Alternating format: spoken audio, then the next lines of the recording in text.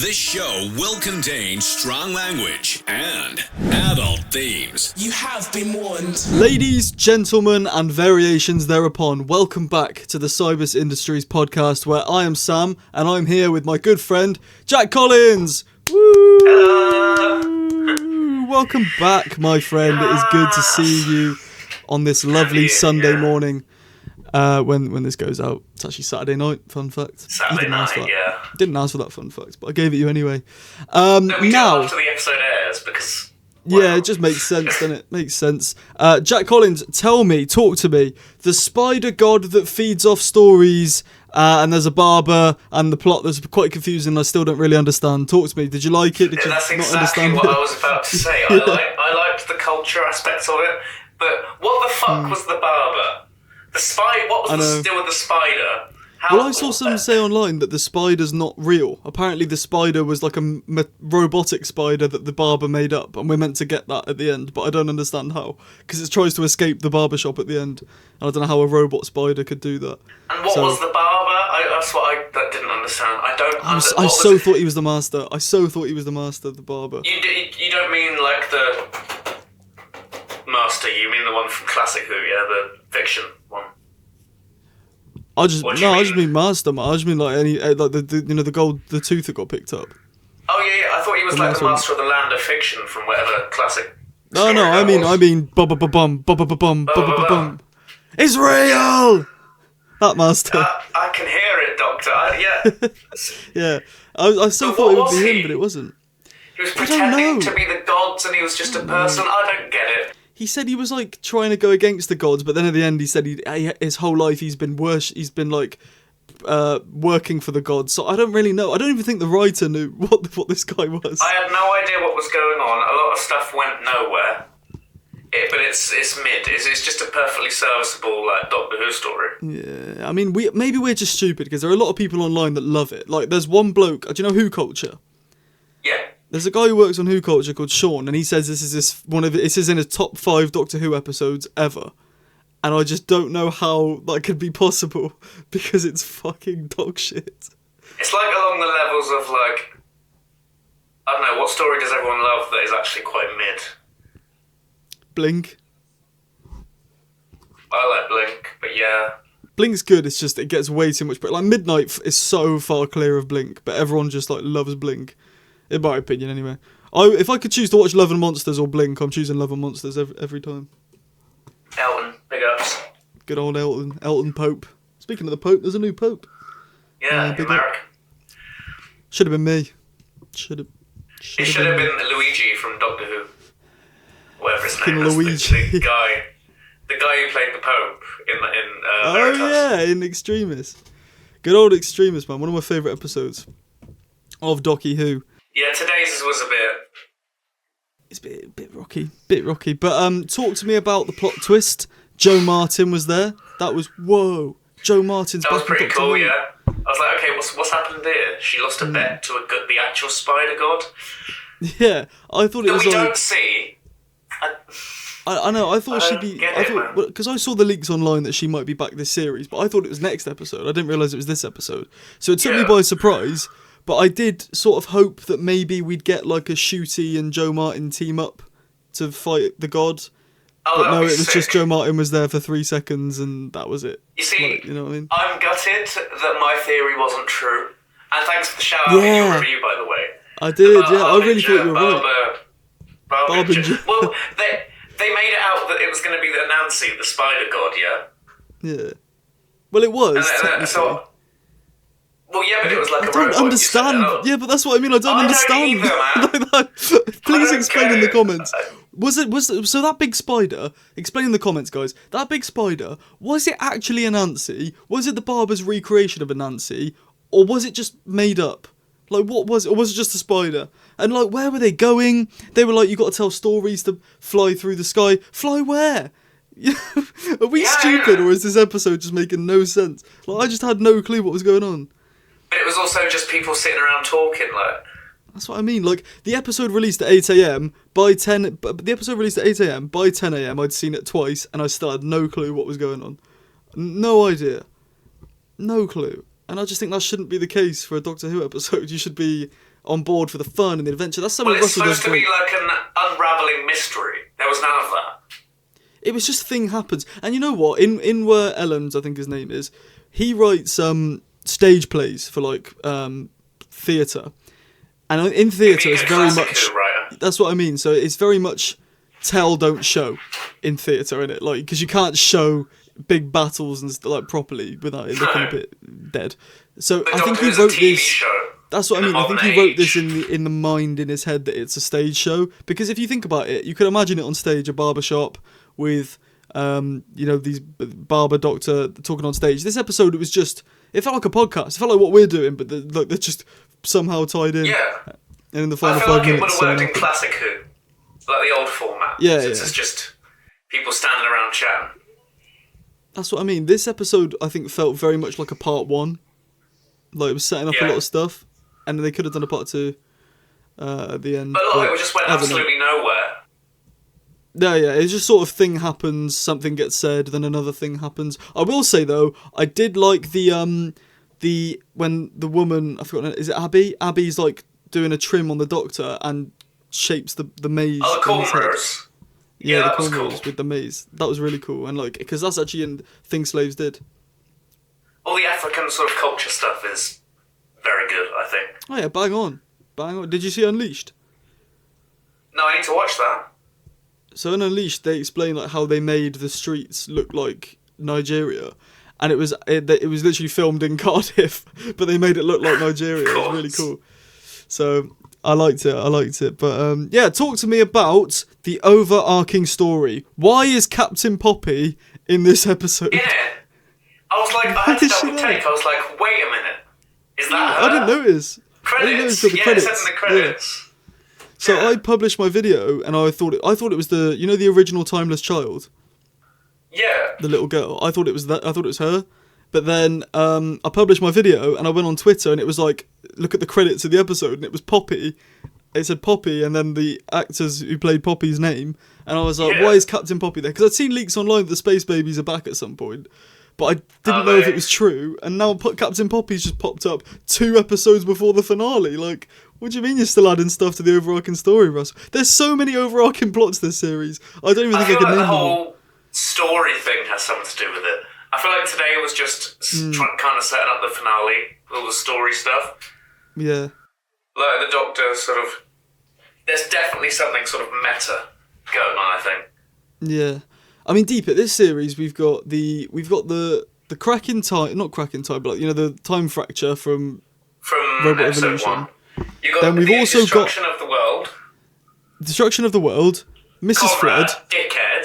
Mrs. Flood, Conrad, the Doctor's origin, we know gets brought up. Now the Space Babies. There's just so much going on, and I really hope Russell doesn't leave it all to the final 10 minutes and then just give us answers like he did last series. Is this going to be like Is this like, I don't know how to word it, but obviously because the Space Babies are involved, is this like the overall sort of RTD2 sort of story? Well, I'm thinking now the Space Babies are involved, this might be the overall Ncuti story, and this might be him going. And I don't know if I like that. I mean, nobody asked for a Space Baby sequel. Nobody liked it. You know what I mean? It's not like they've gone and brought back, like, I don't know, Lindy Pepperbean or something for, like, a beating. We'd all want to see that. But, like, 100%. they've just brought back some Space Babies. Yeah, we'd all I'd be fucking there, like... We'd all be punching our screens just trying to do Lindy in. Can you see what I'm doing right now? Yeah, with the saucepan. Threatening violence on a fictional character. I'll tell you what, for the finale, I don't even care who Mrs. Flood is. Just get a boxing ring, put Lindy Pepperbean and Conrad in there, and then put like Mike Tyson on the other side, prime Mike Tyson, and just let him go ham. Just let the two terrible RTD2 characters just fucking... Yeah, I don't know. I hope Ncuti doesn't go, but I think he might. He might go. Sadly.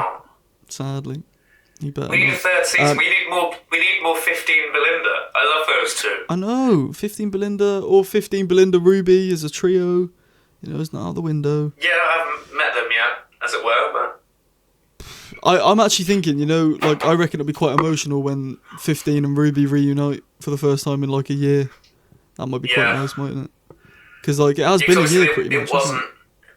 Because when we saw them last week, it was like after the Devil's Cord. That's what I mean, yeah. So it's been a good year, probably, because it was summer 24 that the Empire of Death kicked off.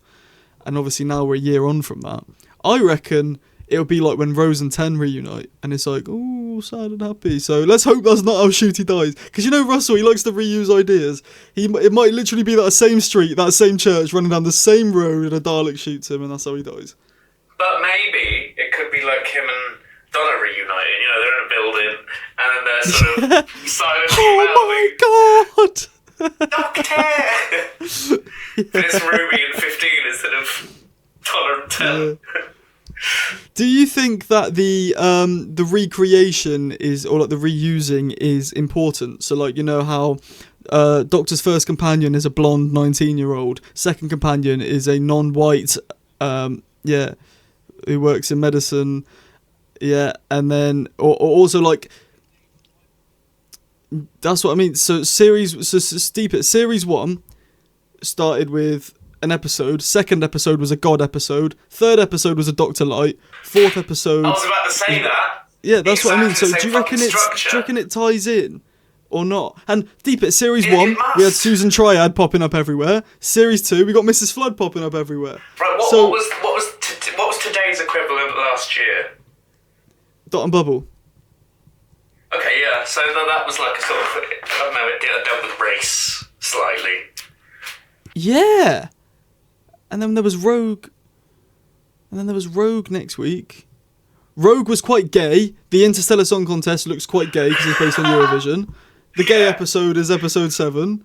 No, episode 6. And also the episode sort of 7. camp episode with Bridgerton and Eurovision. Ooh. And then the 2-part finale. Are we on something?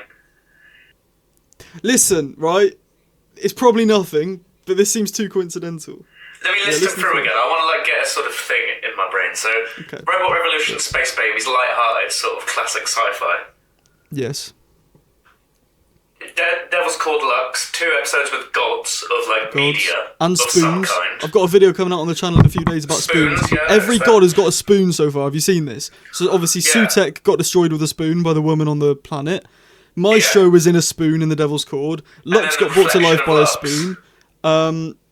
I think there was another one. No, there wasn't another one. I made it up. But there's a lot of spoons going on, and it's quite confusing. Did the Trickster have anything to do with spoons? I don't know. I haven't seen it. Might have liked a cup of tea, but no, I don't think so. What was I saying? So episode 3. Yeah, go on. Episode 3, Dr. Light. Boom.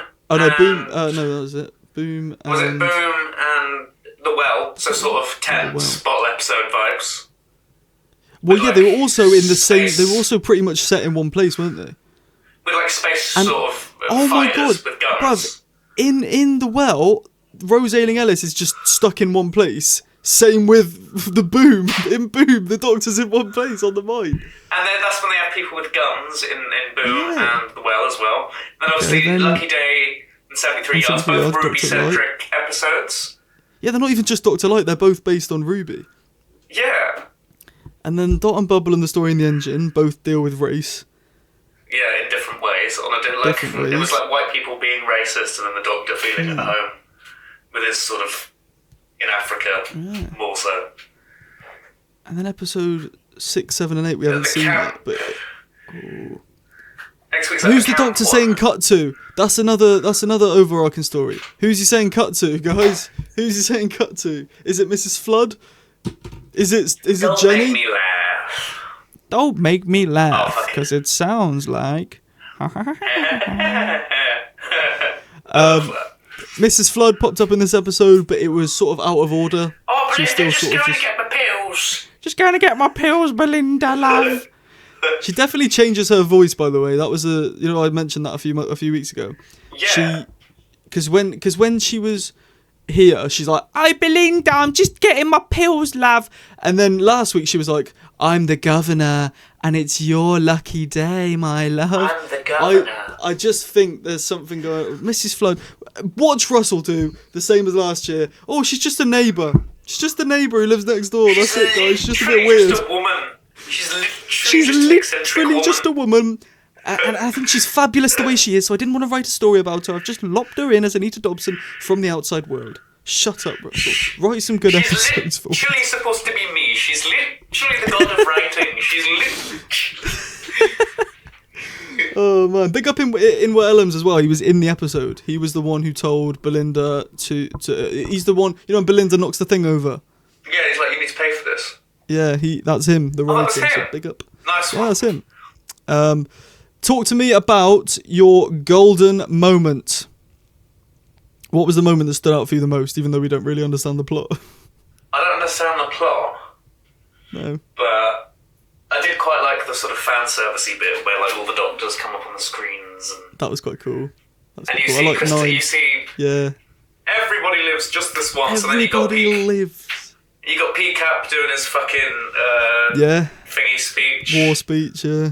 Yeah, I watched that episode. You have no idea who's going to die. And then you had Jodie saying something. I didn't. She's like, I come to help. She just It's explains protected by me. It's this year and every other. That's literally what it was. It was like, the 10th Doctor was like, I'm the oncoming storm. Everybody lives. I like me mates, and we like to protect the Earth sometimes when it's in danger. But Doctor, I just want to go home now. Ryan, we've got to help save the world. That's pretty much it. Oh, the Daleks will come through the portal at the Twin Towers, so we can't let that happen. Yeah, I liked the bit where the Doctor tells the story of Belinda, and it's like it was her nan's birthday, and she was like she had to stay behind, and that was very like real. I like that sort of grounding it in reality. I like a lot of the focus on Belinda. It does happen that nurses have to stay behind and treat patients, even when doctors get all the credit majority of the time. No offense, doctors. I'm sure a lot of you are very nice. But yeah, there you go. Oh no, I forgot to change the bonus question. The bonus question this week is still, do you want more Ruby? So I forgot to change it. What's the bonus question this week? I only could think of one. I ain't got one. No mind. No bonus question this week, guys. It's not really a question. It's not a question, but I will say we find out who Mrs. Flood is in a week's time. This time next week, Jack Collins, we'll be sat in this call and we will officially know who Mrs. Flood is. I'm actually excited. Like, I feel like a kid at Christmas. Yeah, innit? I feel like I will feel like I did yesterday when this fucking Thomas the Tank Engine pilot came out. Yeah, next week when they reveal who Mrs. Flood is. Mate, I cannot wait. I cannot. There's still so many people saying she's the Rani. She ain't the bloody Rani. They posted on April Fool's Day saying she's the Rani. Oh, she's the master. Oh, what was the other one I said I would mock? There was another one I said I would mock. Oh, she's Missy. Oh. What was the other one? There was another one. I mean, there's people saying she's River Song. That's just fucking stupid. Why were they? She's River Song. She's River Song. She ain't gonna be River Song or Susan because Susan's actor's still alive and River Song's actor's still alive. Stuck in the future. That's what I mean. Like, we need to get Susan Foreman in Doctor Who, please. She's still alive in the politest way possible. She's getting on a bit. She's still alive. She was the first ever companion in Doctor Who 62 years ago. Get her back on the show, man. Get her back on the show. It's so simple to get her back on the show. It'd be so easy. But yeah. I thought they were going to do that around the 60th, but okay. Or like even at the end of series 1, you know, the Doctor sees Ruby reunite with her mum, and he's like, "Oh, I need to see my granddaughter." So he goes and sees her. Yeah, that would have worked. I don't know. Anyway, next time trailer, Interstellar Song Contest. Have you heard rumours that it might not air on Eurovision night because of the football? Fuck the football is all I have to say to that. Why don't they just air the football at 2 o'clock instead of 3 o'clock, and then there's no problem? Yeah, if you probably couldn't tell by some of the comments in my videos, I can't stand football for personal reasons. I'm not a big fan of football. You don't like football, bitch. You like Thomas the Tank Engine. Stop pretending. That's me to my younger self. Listen, football. If you like it, you like it. But I think football fans, football's their life, and anyone having a life that's anything besides football, they take the piss out of. Like, shut up. You watch men kick balls around a field. Toss off. Massive tangent, yeah. But they're always like, whee! Last year when it was like the Sutek reveal, the Susan Triad, I was like autistically clapping, but I wasn't going, Sutek! Yeah. That's what I mean. I was just like, fuck yes. It's just childish. Yes, you know. Childish from the football fans. Go on, attack me. Do it. Don't do it. Are you excited for the Interstellar Song Contest? I know I am. Yes, I am. Hopefully it's not as much missed potential as this week, because this week's was quite a lot of that. A lot of stuff could have gone other places, but they didn't. Well, who writes next week? Should Is it have been the Russell? No, it's barber, Juno. It's Juno Dawson. Juno Dawson that writes next episode.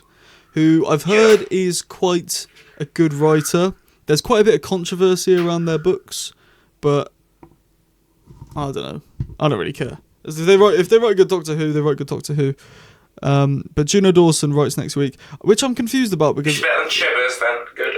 Well, next week has the Mrs. Flood reveal, but it's not written by Russell, so I don't know how that's happened. I'm assuming maybe Russell just wrote that bit. I mean, Russell has a hand in quite a lot of the ep, so maybe he's written like a little. Well, yeah, he probably wrote the space is. baby in this episode, didn't he, and stuff. So Yeah.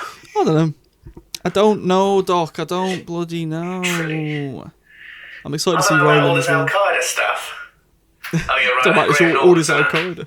Graham Norton's in it. I want to see Ryland's in an it. Ood next week or something like that. I want to see some. I want to see some sort of long lost alien that we haven't seen in years, like an Ood or. That'd be cool. Ood or yeah, but I mean it's the perfect time to do what it. Other things can sing, because the Oods can sing. Slovene, they could probably sing. They could drop a fat the beat. Oods, they had like a song, didn't they? They had like there's room in the song for you, free Dr. from Donald. slavery song. Yeah, it's called Song of Freedom. That is such a good song, by the way. I like that. Listen to Song of Freedom. It's I bloody listen to gorgeous. that like in my spare time. It's great.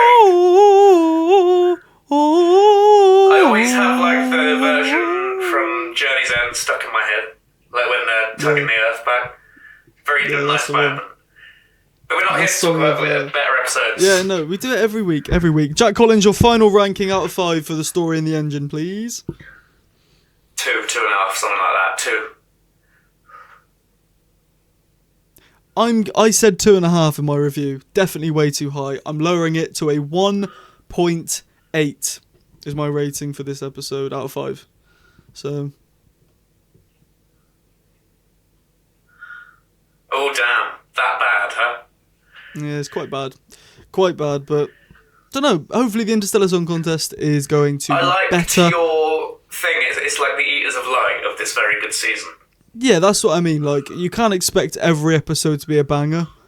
Well, it's 8 episodes though instead of 12, so I don't know. But either way, if you enjoyed this video, drop a like, subscribe to Jack as well. He's in the description. Hold on. Yeah, well, it's the outro. And if you want to leave a super thanks in the comments, it's like £2. It'd mean the absolute world. If not, you don't have to. You could do memberships as well if you want.